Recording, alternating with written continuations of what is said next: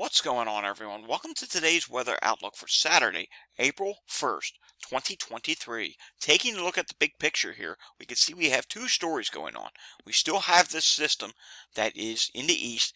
It is going to try to exit the picture today, not without bringing more severe weather to the northeast this time. And on the west coast, we do have a strong storm system, or a messy storm system, that's going to bring some snow to the higher elevations, rain to the lower elevations over the next several days, and eventually that's going to cause trouble later in the week in the form of another severe weather outbreak. So let's get into this. First off, taking a look in the east here, you can see there is a band of clouds from the Gulf Coast on up into the northeast. That's along a boundary, but you see clearing that's starting to happen in West Virginia, Ohio, Pennsylvania, and even in New York State.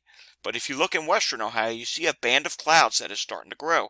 That's going to become an area of convection into this afternoon, and that is going to cause the potential for more severe weather. Let's take a look at the storm reports from yesterday. There were a ton of them. It was no April Fool's joke, that's for sure. Yesterday was a big deal. 65 tornado reports, and that number could go up or down as tornado survey teams will be out today, and they'll probably be deployed again tomorrow too. 391 wind reports, 6 high wind reports, 320 hail reports, 26 large hail reports, and the hail aspect yesterday, that was bigger than I anticipated it would be in the Great Lakes region, especially Iowa, even Missouri and Illinois. There were a ton of hail reports to be found yesterday. National Hazards Map. The one thing that can be said about today, there's a lot of places in the country that are going to be very windy today. You see a big one, the Mid-Atlantic, into the Ohio Valley, Kentucky, Tennessee Valley. Within that, you have areas of wind gusts up to 50 miles per hour. Looking up in the northeast, you may not see any wind advisories or high wind warnings, but when the squall line comes through this afternoon, you could see 50 to 60 mile, maybe 65 mile per hour gusts with this squall line. So don't take it lightly. That could cause damage this afternoon. You do see we get into a little bit of trouble in western Oklahoma, western Kansas, southeast Colorado, and northeast portions of New Mexico where there are red flag warnings. There could be some dust storm warnings today, or there could even be a wildfire threat because these are dry winds. Do not be playing with fire today. Today's not the day to have an outdoor fire in that area. You also have wind for the Four Corners region today, where it's going to be very windy with high gusts today. Taking a look at the SPC Outlook for today, you see two things. There's another severe weather threat in the southeast. Not terribly concerned about that. One or two storms may go severe, and there could be an isolated tornado in that area. Pennsylvania through New York State, Connecticut, New Jersey, Delaware, that's the area that we're concerned about today. Even eastern Ohio and southwest Massachusetts. There's the isolated threat of a tornado in western Pennsylvania, a better chance along the I-95 corridor where one or two tornadoes, it is possible today. It's crazy that I'm talking about that on April 1st, but you know what? New Jersey had a tornado back in February, so anything is possible. Let's take a look at the wind threat. Now, they are going with a 15% chance of wind for today. It would not surprise me if this gets upgraded in the next outlook to a 30% wind chance, and that would ultimately take it to an enhanced risk day. Hail, the threat is there. You can see it in south. It's not that big of a deal for today. Less hail today and more of a wind threat and that isolated I-95 corridor tornado threat. Let's take a look at the HRRR model for today. Starting off looking at the west, you can see in the northwest, it's an unsettled day. It's not going to be a pretty day in the northwest. As we advance this, we're going to actually change to run because a new run's coming in right now. But we'll use the old one, which is out further. And you can see there are a cluster of storms that get going in Pennsylvania and western New York. Some of them could be discrete supercells. As it goes east, more cells form, and any one of these individual cells could have rotation. Pay very close attention today. As you can see in the southeast, the threat, it's there, but it's not all that great. It's mainly isolated storms. Let's zoom this into the northeast view, and you can see here, the storms really get going. These pinks that you see in North Jersey and near New York City, that is really strong winds with those and potential for some rotation. So you could see a tornado warned storm in this area. Alrighty, one more model that I want to show you guys for the northeast. This is the 3KM NAM. Taking a look at this. Look at this squall line here. It really has a well-defined squall line going through Pennsylvania, bowing segments, even a couple individual cells where you try and get some rotation going along the line. And that's where your tornado threat is today. It is from extreme northeast Maryland, North Delaware, all of New Jersey, through southeast Pennsylvania, including Philadelphia, on up to New York City. New England, your main threat is going to be wind with this system. I do want to take this out to the national view. Watch what happens tomorrow in Texas. You do get a cluster of thunderstorms that's going mainly surface-based, mixture of elevated. It's not really going to be a huge threat. And the Storm Prediction Center, let's take a look at this. Storm Prediction Center for tomorrow is going with a marginal risk. It's possible this goes up to a slight risk. You also have a repeat threat again on Monday, where it's mainly going to be a marginal risk. It could again get upgraded to a slight risk. Now let's take a look at beyond this time frame as we get into later into next week. And look at this. Whoa, yeah. Day 4 is concerning.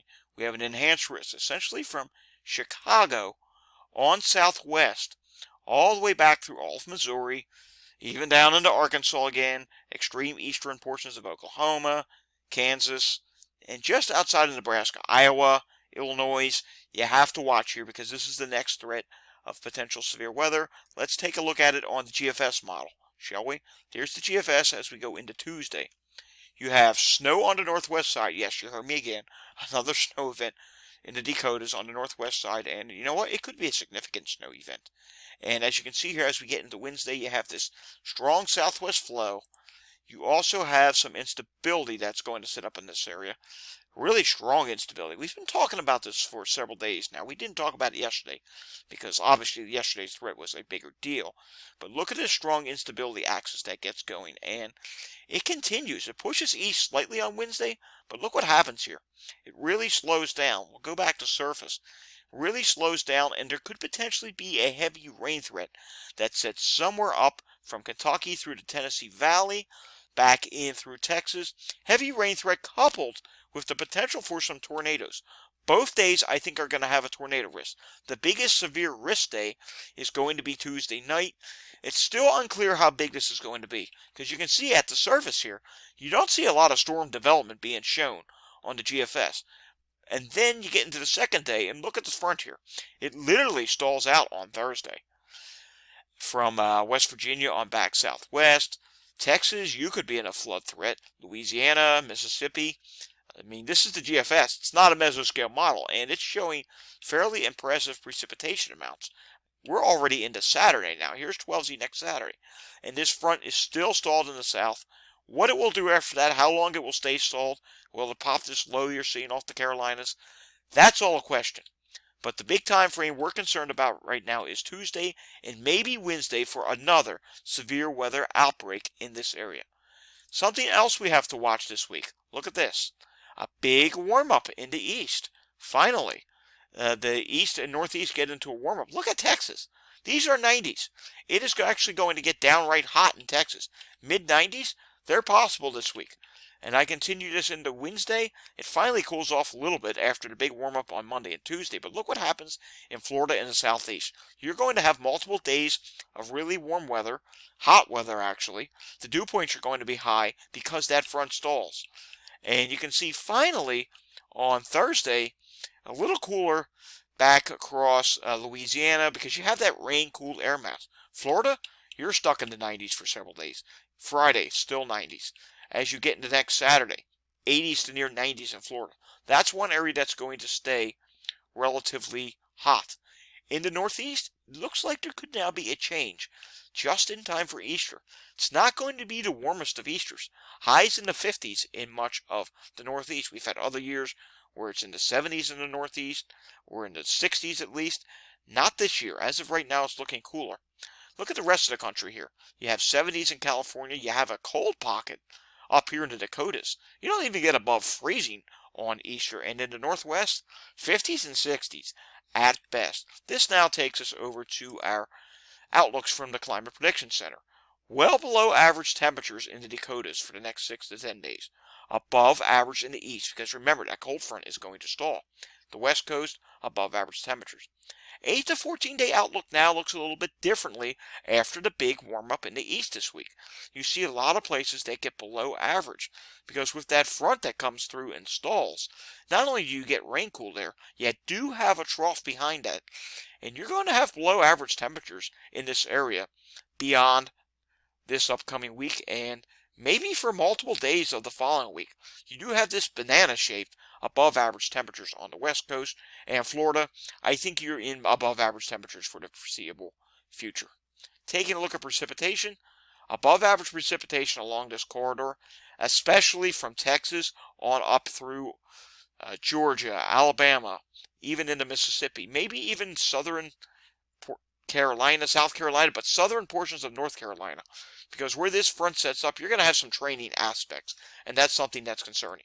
Taking a look at the 8 to 14 day, slightly above average along the East Coast, slightly above average in Texas. That's actually good news for the drought situation in Texas. And below average, finally, from California through the northern plains. And this is the first time we've seen below average in California for a long time. I think finally you're getting into a quieter pattern. Alright, that does it for today's weather outlook. If you like this video, give it a thumbs up. If you want to see more of my future content, hit the subscribe button down below. We may do something else this afternoon if things really get going in the Northeast, in Southeast Pennsylvania. You might see me do a short video if there's any tornado action. Alrighty, see you all again next time, and thanks for watching.